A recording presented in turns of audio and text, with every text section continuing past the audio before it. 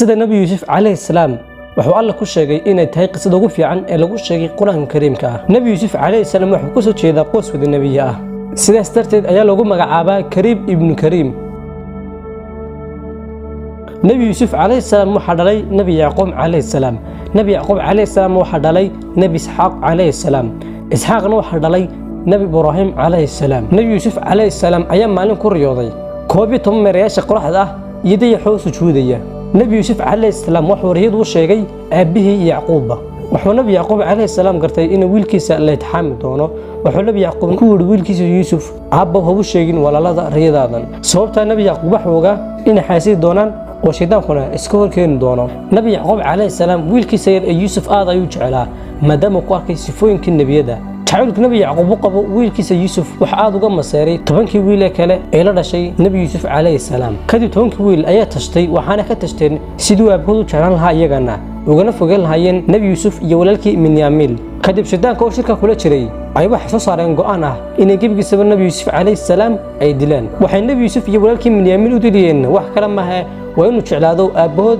يعقوب كدي طبنكي ولا لها ميت كم ده أيا كود هاي هدليني عيالك أنكرنه كدب قاس أي سقوط قاتين كدب ما كمده أي تمكي ولا له مادين نبي يعقوب عليه السلام وها أبود وحنا كلهن أبو وحنا هذين عيار ودبدا أيانو بحنا يوسفنا راعوا وأنا لا صع عياره ما دام أنا يوسف هرب رعين وأنت بدن لو تشوق تشري من يمين يا أبيه كدب نبي يعقوب أيا كل هاي نجوا مني ما يو ويل كير صوته واحد شوقة يي سلقة يا باين عنانه كدب واحد كلهن أنا قوعة سوي يعنا أنا قايل على دون وحفظوا دونا النجوا من أبو كدب صحدي أسرع النبي يوسف إيه ولا الذي نبي يوسف وعده فرح سنة وإسلام أنت ولا لا ضايع لصوع يار دونتا ومن وجن نقرتنا وضان ولا الهود ومركز أعد أيوة يوسف كدب مركز سوق لنا عيركي أي كرد هاي النبي يوسف عليه السلام أي خميس كبحيين وحنا عيركي كرد النبي يوسف عليه السلام كدب وحي قورعين لح وحندي جاي مريين خميس النبي يوسف عليه السلام كدب قرها بينه أيوة مادن أبوه يعقوب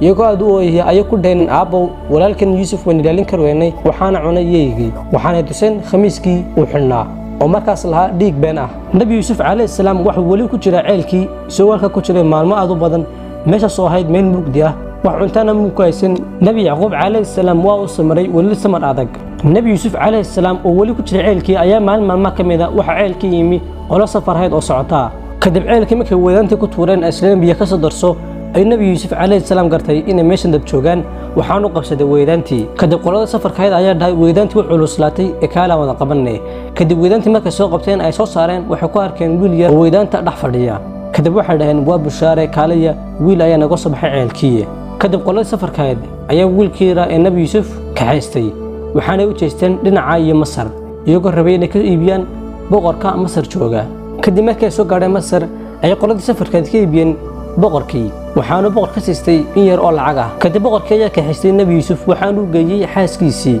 waxaanu ku dhahay wiilka yar kori oo sideen mahaga kale u kori laga yaabaa inuu naafaciye kadib halkaas ayuu nabi yusuf alayhi salaam ku barbaaray oo ku weynaaday kadib maalmaha kamid ah ayay boqortooyada oo dhan dibadda u baxday oo safar ayay aadeen waxaana gurigiisa ku soo haray nabi yusuf alayhi salaam iyo xaaskii boqorka kadib xaaskii boqorka ayaa albaabadii oo dhan soo xidhay waxaana ku tiri yusufow maanta adiga iska leh waxa duntid sameeyso kadibna yusuf alayhi salaam ayaa ku dhahay ilaahay ayaa ka nabad galay waxaad wadid kadibna yusuf alayhi salaam ayaa siri ka car oo xagga albaabka ayuu cararay kadib boqoradii ayaa ka taba cartay isagoo nabi yusuf alayhi salaam ka cararaya ay boqoradii khamiiskii uu xidhnaa nabi yusuf alayhi salaam ka jeexday xaggii dambe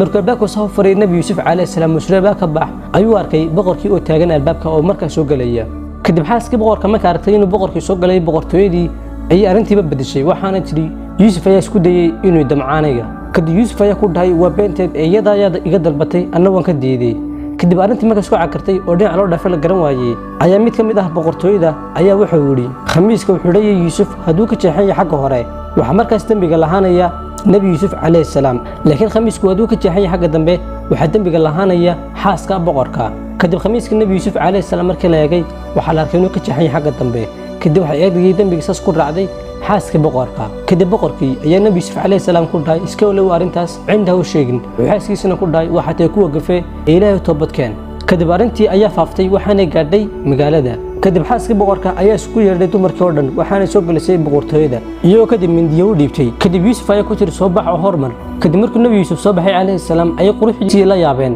waxaanay faroodii ku jarjareen mindiyeestay waxaanay dhaheen kan maaha qof ee waa malag kariim ah kadib xaaskii boqorka iyo dumarkii kale ayaa ku yidhi yuusuf waxaan jecelnaa dad noo sameynin waa ku xidhi doonnaa oo boqorka ayaan kuu sheegi doonnaa yacni been ayaan kaa samaysan doonnaa kadibna yuusuf calayhi salaam ayaa alla ka baryey inay waxay iyagu wadaan uu ka jecel yahay jeelka kadibna yuusuf calayhi salaam waa la xidhay oo jeelka ayaa la geliyey isagoon wax dembi ah lahayn waxaana la sheegay inuu jeelka ku jiray 7 sano kadib intii jeelka ku jiray nabi yuusuf calayhi salaam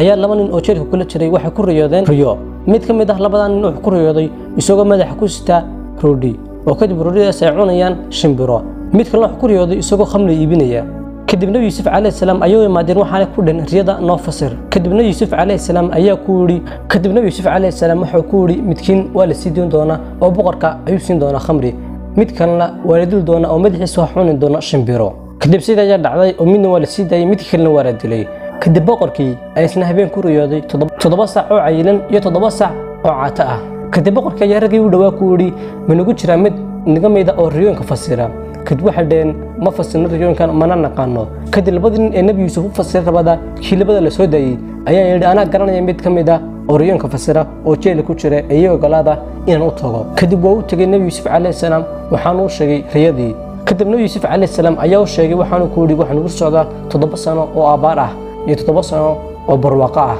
waxaana soo horeysa 7 sano ee barwaaqada ah waxaana u xigtaa 7 sano oo abaar ah ee ka sii faa'iideysta oo si diyaar garooba 7 sano abaarta ah kadib boqorka ayaa dhahay soo daa yuusuf oo dabada saara laakiin nabi yuusuf calayhi salaam uu diiday inuu soo baxo dabada ilaa markii dambe xaaskii boqorka iyo dumarkii kale ay runta sheegeen oo dhaheen yuusuf wax dambi ah male ee annaga ayaa dulmi loo tagnay kadib boqorka ayaa dhahay ii kan yuusuf ha noqdo la taliyahayga